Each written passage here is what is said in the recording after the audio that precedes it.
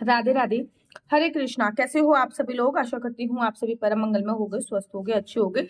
सबसे पहले आप सभी को निर्जला एकादशी की अनंत और अनंत शुभकामनाएं। ये क्वेश्चन मुझसे इतनी ज्यादा बार पूछा गया है कि निर्जला एकादशी पर बाल गोपाल लड्डू गोपाल की सेवा कैसे करें, तो आज की वीडियो इसी पे आधारित है कि आने वाली है निर्जला एकादशी। पहले तो मुझे कमेंट्स करके बताओ आप लोग निर्जला एकादशी का व्रत कब रख रहे हो, 6 तारीख को या 7 तारीख को, ये मुझे कमेंट्स करके जरूर और जरूर बताइएगा। इस वीडियो के एंड में मैं भी बताऊंगी कि मैं निर्जला एकादशी का व्रत कब कर रही हूँ। पहले आज हम बात कर लेते हैं कि निर्जला एकादशी पर बाल गोपाल लड्डू गोपाल की सेवा पूजा अर्चना वंदना कैसे करनी। देखो, बेसिकली एकादशी में ना वैसे तो कॉमन ही पूजा होती है, लेकिन ये एकादशी बहुत बड़ी एकादशी है, ठीक है ना। इस एक एकादशी का व्रत रखने से आपको 24 एकादशी के व्रत रखने का फल प्राप्त हो जाता है, ठीक है ना। पद्म पुराण में तो ऐसा वर्णन आया है कि ये इस एक एकादशी का व्रत रखने से पूरे साल भर में जितने भी व्रत आते हैं सबका फल आपको प्राप्त हो जाता है। ऐसे में अगर आपके घर पे बाल गोपाल लड्डू गोपाल हैं या फिर राधा रानी है, जुगल जोड़ी सरकार है, इनकी सेवा पूजा अर्चना वंदना थोड़ी सी स्पेशल होगी। और दिन मैं लड्डू गोपाल ना बड़े छोटे से मैं अपने मन से मानती हूँ कि मेरा बच्चा है, बहुत छोटा है, ठीक है ना। तो मैं लड्डू गोपाल को थोड़ा देरी से उठाती हूँ, 6:30 बजे 7 बजे तक मैं लड्डू गोपाल को उठाती हूँ, क्योंकि वो देरी से है, क्योंकि बाकी बहन जी की तर्ज पे मैं पूजा करती हूँ। बाकी बहन जी बाल स्वरूप में बाप की बहन जी की पूजा होती है, तो बाकी बहन जी देरी से उठते हैं, क्योंकि श्री हरिदास जी का मानना था कि बाकी बहन जी रात को निधि वन में रात सजाने के लिए जाते हैं, तो वो थक जाते होंगे लाला। ऐसे ही मेरा मानना है कि मेरे ठाकुर जी हैं, वो रात को निधि वन में रात सजाने के लिए जाते हैं, तो मेरा लाला बड़ा थक जाता है, और इसलिए मैं सुबह लाला को बड़ा देरी से उठाती हूँ। जैसे मेरी बेटी उठती है ना देरी से, वैसे ही मेरा लाला भी देरी से उठता है। लेकिन एकादशी पर मैं अपने लाला को थोड़ा सा पहले उठाती हूँ। उठाने के बाद मैं अपने लाला को अच्छी तरीके से पंचामृत से स्नान करवाती हूँ। और दिन तो मैं सिंपल ही जल से स्नान कराती हूँ, ठीक है ना। लेकिन जेठ के महीने में जल में थोड़ा सा गुलाब जल डाल लेती हूँ, ठीक है ना, क्योंकि गुलाब जल की जो तासीर होती है वो ठंडी होती है। तो लाला को पहले मैं उठाती हूँ, उसके बाद उठाने के बाद लाला को मैं अच्छी तरीके से मालिश करती हूँ इत्र से, ठीक है ना। मेरे पास इत्र का बहुत सारा कलेक्शन है, इनमें से मैं कोई एक इत्र ले लेती हूँ। लेकिन बेसिकली जेठ का महीना चल रहा है, इसमें गर्मी बहुत होती है, तो इसमें जो गोपी चंदन से बना हुआ इत्र होता है या फिर जो मैग्नेट का इत्र होता है, जो सभी इत्रों को मिला के बनाया जाता है, वो इत्र ले लेती हूँ और उस इत्र से मैं लाला की अच्छी तरीके से मालिश करती हूँ। ये जो इत्र होते हैं ना, ये बिल्कुल अल्कोहल फ्री होते हैं, प्योर इत्र है। इससे जब आप लाला को मालिश करते हो ना, तो लाला आपके एकदम से चमक जाते हैं, देखो एकदम से चमक जाते हैं। अब जब मैं लाला को मालिश कर देती हूँ, उसके बाद मैं पंचामृत तैयार करती हूँ और पंचामृत से लाला को पूरा अच्छी तरीके से स्नान करा देती हूँ रगड़ रगड़ के।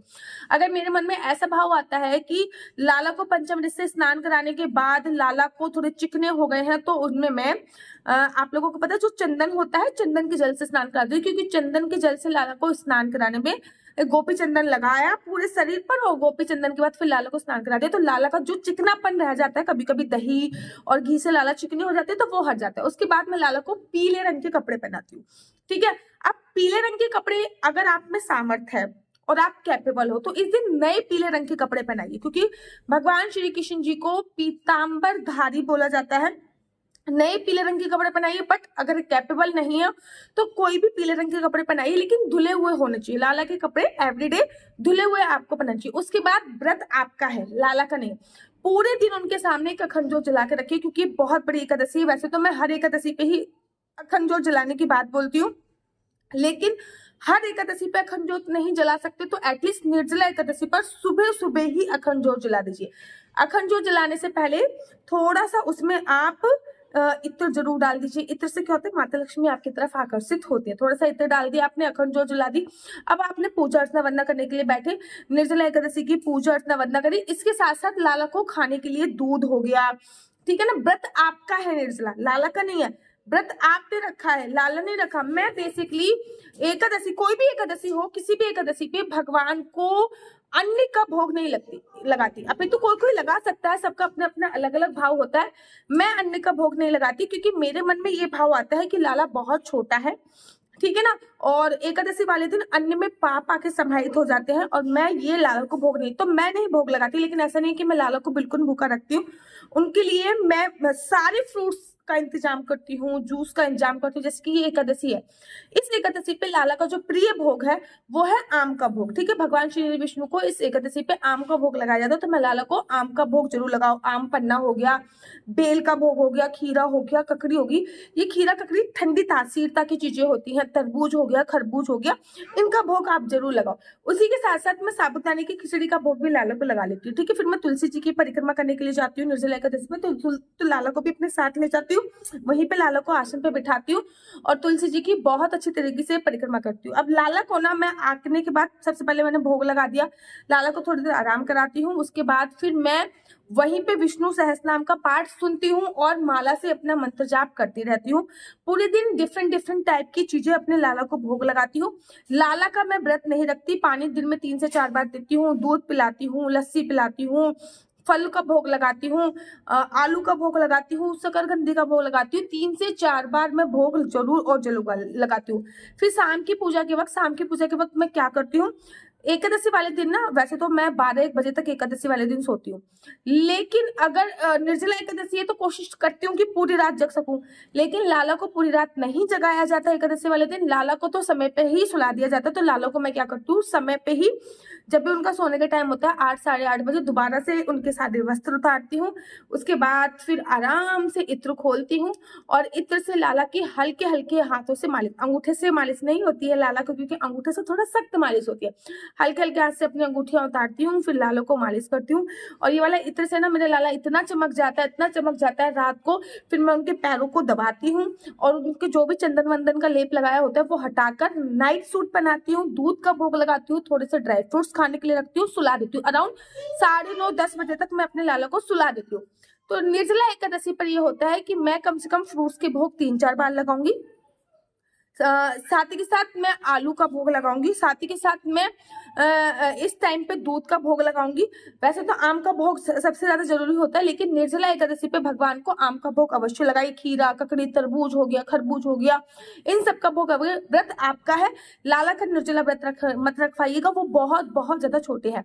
इस टाइम पे लाला के सामने बैठकर जितनी ज्यादा आप मंत्रों का जाप कर सकते हो, मंत्रों, वैसे अगर आप 16 माला का जाप करते हो तो इस टाइम पे 26 या 27 या फिर 32 माला का जाप अवश्य कीजिए।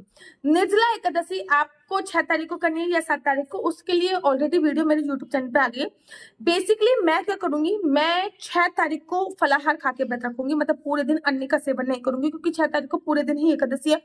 तो मैं फ्रूट्स खाऊंगी, तरबूज खाऊंगी, खरबूज खाऊंगी, खीरा खाऊंगी, ककड़ी खाऊंगी, दूध पीऊंगी, चाय पीऊंगी।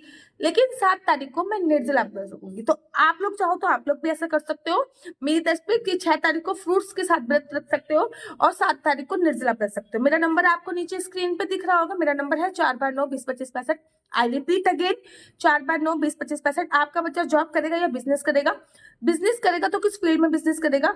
जॉब करेगा तो किस सेक्टर में जॉब करेगा? क्या है आपके बच्चे का लकी नंबर? क्या है आपके बच्चे का लकी कलर? क्या कुंडली के अनुसार राजयोग है या नहीं? सरकारी नौकरी का योग है या नहीं? आप बहुत ज्यादा टेंशन में हो, एंजाइटी में हो, हस्बैंड वाइफ की आपस में बॉन्डिंग नहीं हो रही, संतान प्राप्ति नहीं हो रही, हस्बैंड वाइफ की आपस में अच्छी बॉन्डिंग नहीं है, शारीरिक कष्ट बहुत ज्यादा है, ये सभी जानकारी मैं आपको कुंडली के माध्यम से प्रोवाइड कराती हूँ। लेकिन कुंडली देखना बिल्कुल भी फ्री नहीं है, कुंडली देखने के थोड़े से चार्जेस है। और इस नंबर पर मैं किसी भी प्रकार से कोई भी क्वेश्चन आंसर का रिप्लाई नहीं देती, ये नंबर केवल और केवल मैंने कुंडली देखने के लिए ही रखा हुआ है। राधे राधे, हरे कृष्णा। तो देख रहे हो आप कितनी सारी तुलसी मालाएं हैं, वेट किस बात का, देर किस बात की। अगर आपके पास भी एक असली तुलसी माला की आप तलाश कर रहे हो कि मुझे गले में पहनने वाली एक असली कंठी प्राप्त हो जाए, तो अभी अभी अभी ऑर्डर कर दीजिए। ना केवल आपके पास असली तुलसी माला पहुंचेगी, गले में पहनने वाली कंठी, अपितु आपके पास जपने वाली माला भी पहुंचेगी। साथ ही के साथ आपके पास गोपी चंदन, अष्टगंधा तिलक, राधा नाम के कानों में पहनने वाले इयररिंग्स, डिफरेंट डिफरेंट प्रकार के माला, झोली, बहुत सारा सामान श्रीधाम वृंदावन की पावन धरा से आप लोगों के लिए आ गया है। पता है, जब मैं श्रीधाम वृंदावन में मेरे को वास मिला था ना, मुझे पता ही नहीं था कि भाई असली तुलसी माला और नकली तुलसी माला क्या होती है। मैंने कई महीनों तक नकली तुलसी माला धारण करके रखी, क्योंकि मुझे उसके बारे में पता नहीं था। फिर गुरुजी की कृपा हुई और मुझे असली तुलसी माला प्राप्त हुई। ना केवल आपको असली तुलसी माला मिलेगी, आपके लड्डू गोपाल काले हो गए हैं तो ये गोपी चंदन आप अपने लड्डू गोपाल को लगा के गोरा कर सकते हैं। इस्कॉन टेम्पल से जुड़े हो, राधा वल्लभ संप्रदाय से जुड़े हो, राधा माधव संप्रदाय पे जुड़े हो, तिलक बनाना नहीं आता तो ये तिलक का स्टैंड भी आप लोगों के लिए उपलब्ध है। ये तिलक का स्टैंड भी आप लोग इसका भी फायदा उठा सकते हो। ना केवल तिलक का स्टैंड आपको मिलेगा, अपितु राधा नाम के हार्ट शेप के इयररिंग्स हो गए, स्क्वायर इयररिंग्स हो गए, ट्रायंगल हो गए, ये सभी प्रकार के इयररिंग्स भी आपको उपलब्ध है। कितने सुंदर सुंदर है ना, सोचिए कितने सुंदर सुंदर है। और ये सभी चीज़ें आपको प्राप्त हो सकती हैं और बहुत ही सूक्ष्म अमाउंट में, मतलब बहुत थोड़े से पैसों में ये सभी चीज़ें आपको प्राप्त हो सकती हैं। अगर आप चाहते हो कि आपको ये इयररिंग्स प्राप्त हो, अश्वगंधा तिलक प्राप्त हो जो कि ओरिजिनल है, 8 प्रकार की चीज़ें इस तिलक में इंक्लूड होती हैं। लड्डू गोपाल को लगाने के लिए ओरिजिनल इत्र प्राप्त हो, क्योंकि अब तो गर्मी आ गई, गर्मी में इत्र सेवा जरूरी होती है। डिफरेंट सारे लोगों को तलाश होती है असली तुलसी माला कहाँ मिलेगी। भाई यहीं पे असली तुलसी माला मिलने वाली है। ना केवल असली तुलसी माला मिलेगी बल्कि आपको असली अश्वगंधा तिलक भी मिलेगा। ये एकदम प्योर और असली अश्वगंधा तिलक है और माला भी एकदम 100% प्योर है। इसके साथ साथ तिलक लगाने के लिए आपको स्टैंड भी प्रोवाइड कराया जाएगा जिससे आप इजीली तिलक लगाते हैं। राधा वल्लभ संप्रदाय में हो गए, इस्कॉन टेम्पल में हो गए, इसी से सब तिलक लगाते हैं, ये भी आपको प्रोवाइड कराया जाएगा। इतना ही नहीं, इस पैकेज में आपको मिलेगा कानों में पहनने वाले तुलसी के असली राधा नाम के इयररिंग्स।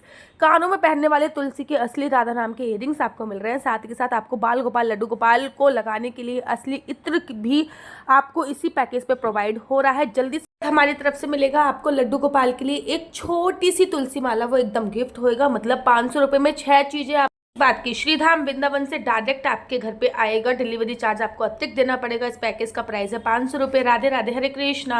अगर आपको मेरी वीडियो अच्छी लगती है तो आप अपना यूट्यूब चैनल हरि बोल को लाइक से सब्सक्राइब करना बिल्कुल भी मत भूलिए। तब तक के लिए मुझे दीजिए इजाजत। राधे राधे, हरे कृष्णा, हरि बोल।